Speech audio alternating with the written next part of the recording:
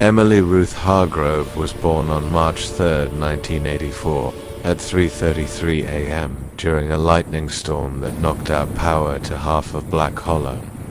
The midwife who delivered her swore the infant opened her eyes the moment she entered the world and stared straight at the ceiling as if she recognized something already waiting there. From the beginning, Emily was off, not cruel, not slow, not autistic. The doctors checked everything, just off. She never cried as a baby.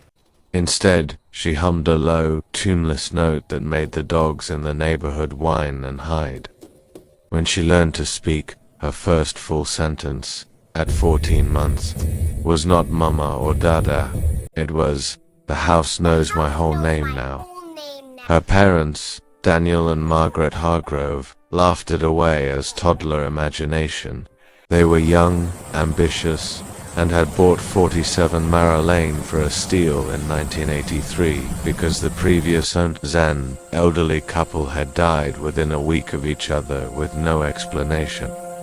The bank was desperate. Daniel was an architect who planned to restore the crumbling Victorian to its 1890s glory. Margaret taught third grade and thought the big yard would be perfect for the children they intended to have. They only ever had Emily. By age 3, she had an imaginary family she spoke to constantly. Not one friend, dozens. She knew all their names, birthdays, favorite colors, and exactly how each of them had died inside the house. She recited these facts the way other children recited nursery rhymes. There's Clara who fell down the stairs in 1927. But really someone pushed her, and Mr. Lang who hanged himself in the attic in 1954, but he didn't tie the knot right, so it took a long time, and baby Thomas who got locked in the cold cellar in 1909 and scratched his fingers to bone trying to dig out. Margaret took her to 3 different child psychologists. All 3, independently, refused to see Emily a second time. One sent a bill with a handwritten note, "Do not bring that child back into my office, ever." At 4, Emily began sleepwalking. The Hargroves installed locks high on the doors, but every morning they found her in the same spot, sitting cross-legged in the exact center of the kitchen floor, staring up at the ceiling and whispering in languages no one in Black Hollow had spoken for 100 years. When they asked what she was saying, she always answered the same, "I am teaching the house how to spell new names so it doesn't get hungry." Daniel started drinking. Margaret started taking pills.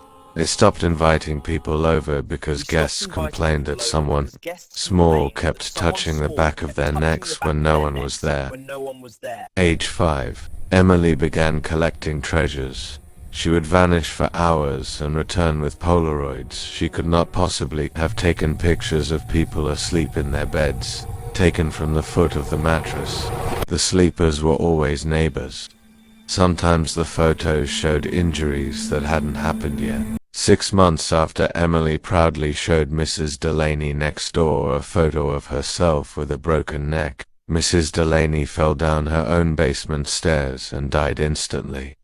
The police came. Emily, 5 years old, was questioned for 45 minutes. She never blinked once. When they asked where she got the camera, she smiled and said, "The house lends it to me when I'm good." They found no camera. They found no fingerprints on the photos except the victim's own. That was the first time the Hargroves tried to leave Black Hollow. They put the house on the market in the spring of 1989 and rented an apartment 2 towns away. For 6 weeks, everything was almost normal. Emily played with actual children. She laughed at cartoons. She asked for a puppy. Then, one night in July, Margaret woke to find Emily standing at the foot of their bed in the apartment, dripping wet, barefoot, wearing the same purple nightgown she had fallen asleep in 70 miles away. Emily's lips were blue. In her hands she held the for sale sign from Marrow Lane, uprooted and covered in fresh dirt.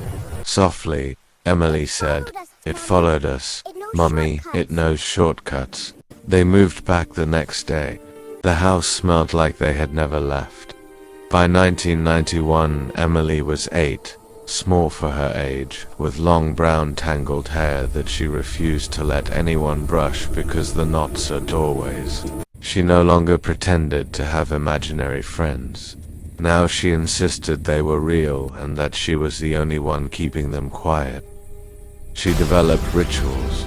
Every night at 9:09 p.m. she walked the perimeter of the house 3 times counterclockwise, trailing her fingertips along the walls and whispering every name the house had ever learned.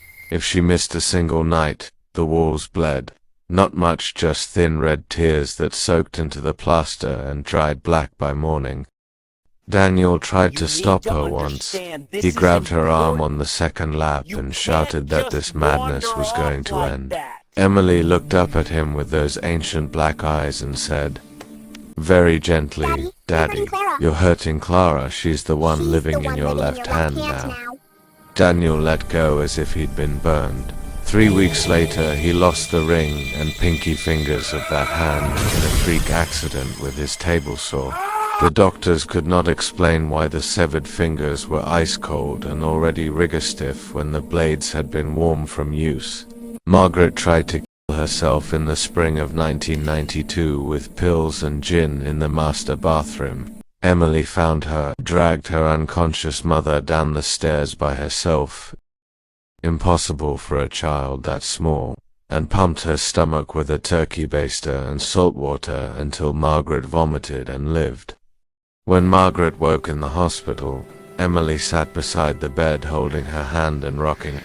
I can't let you leave yet, Mommy. The house hasn't finished learning you. If you die wrong, it keeps you longer. Margaret came home the next day. She never spoke again. Not one word for the remaining 6 months of her life. In the fall of 1992, Emily began carving names into the walls with a paring knife. Not randomly precise surgical letters 6 inches deep. She worked only at night, barefoot, humming. The names were always of living people in Black Hollow. Within days, those people began having accidents, a broken hip, a sudden aneurysm, a child wandering into traffic. The town finally noticed. Whispers became accusations. Someone spray-painted witch across the front porch. Someone else poisoned the Hargrove's dog and nailed its collar to the door. On October 29, 1992, Emily came home from school, the last day she ever attended, with a note from her teacher asking the parents to please come in for a conference about disturbing drawings. The drawings were of the teacher flayed open and smiling, with Emily's name carved across her ribcage. That night the Hargroves had their final family dinner. Photographs later recovered by police show them sitting at the kitchen table, Daniel pale and shaking, Margaret catatonic, Emily smiling wider than any child should be able to smile. On the table, spaghetti with meat sauce, garlic bread, and 3 glasses of milk.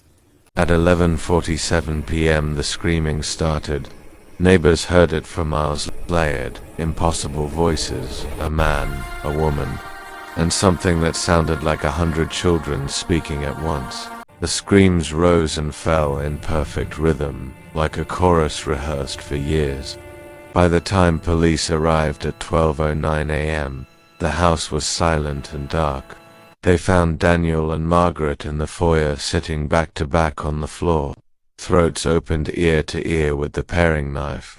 Their blood had been arranged carefully, lovingly into Emily's full name spelled across the hardwood in looping cursive 6 feet wide. Upstairs, in the master bedroom, they found what was left of Emily. She was propped in the center of the 4-poster bed like a doll, arms spread, nightgown soaked crimson. Her chest had been opened in a perfect Y incision. Every organ was missing except her heart, which was still in place and still beating slowly, steadily, when the first officer reached her. It beat for 4 more minutes while they watched, long after any human heart should have stopped. Then it gave one final, deliberate thud, and Emily opened her eyes. She looked straight at the officer, Sergeant Rowland's older brother. As it happened, Dan spoke in a voice that was hers and not hers, layered with every name the house had ever swallowed. "Thank you for coming," she said. "The house was so hungry, but now it's full for a little while.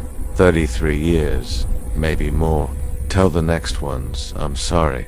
Tell them I tried to keep the quiet ones fed so the loud ones would sleep. Tell them I'm still trying." Her heart stopped. Her eyes stayed open. When the coroner later examined the body, he found something no report ever explained. Inside Emily's mouth, written on the roof in her own blood with a child's careful printing, were the words, "It learned mine first, so I have to stay and teach it yours." They burned Emily's body the next day against her parents' wills. There were no wills. The ashes refused to cool for a week.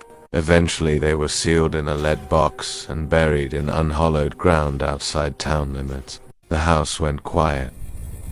For 33 years it waited, patient as stone, practicing the shape of new names on the air, until someone finally came along who slept soundly the first night. Someone whose name tasted fresh.